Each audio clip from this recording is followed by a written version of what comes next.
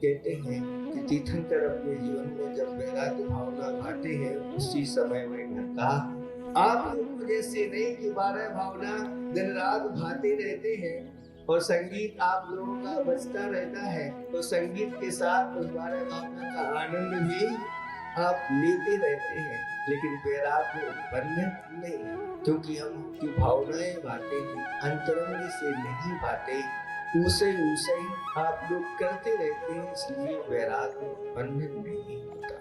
ये वैराग्य बहुत दुर्लभ है।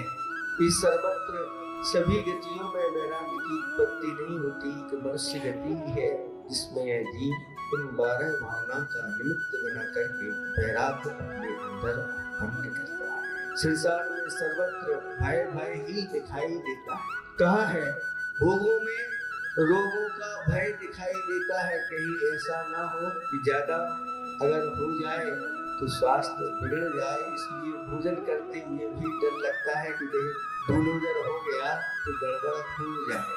तो भोगों में रोगों का भय दिखाई देता है, कुल में कहीं दाग न लग जाए इसका भय बना रहता है, धन में राजा का भय बना रहता है, कहीं टैक्स वाले ना आ जाए, कहीं नोटबंदी ना हो जाए, आदि कहीं चोर आकर के उसको ना ले जाए, ऐसा भय बना रहता है। मौन में दीनता का भय बना रहता है, रूप में बुढ़ापे का भय बना रहता है।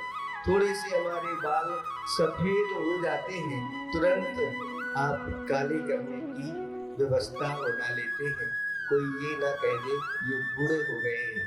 अगर झुर्रियां होती तो अनेक प्रकार के उपाय आप शरीर में करने लग जाते हैं, इसलिए कहा रूप में बुढ़ापे का भय बना रहता है, कहीं ये बुढ़ापा ना आ जाए। लेकिन शास्त्रों में वर्णन है कि जो ऐसे क्षत्रिय होते हैं और उनका अगर एक बाल सफेद हो गया, उनकी रानी उस बाल को निकाल करके उनके हाथ पर रख देती है, उस बाल को देख करके उनकी बुद्धि जागृत हो जाती है कि अब बुढ़ापा आने वाला है, हमें अपना कल्याण करना है और सब कुछ त्याग करके इच्छा धारण करना। इस शरीर में मृत्यु का भय बना रहता है, यही मृत्यु गुणवानों को हमेशा हमेशा दुर्जनों का भय बना रहता है।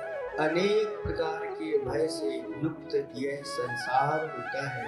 आचार्य कहते हैं, जिनके जीवन में वैराग्य जागृत हो जाता है, उनके लिए चाहे वह जंगल में रहे, चाहे कहीं भी रहे, पर्वत पर रहे, हमेशा उनके जीवन में अभय रहता है।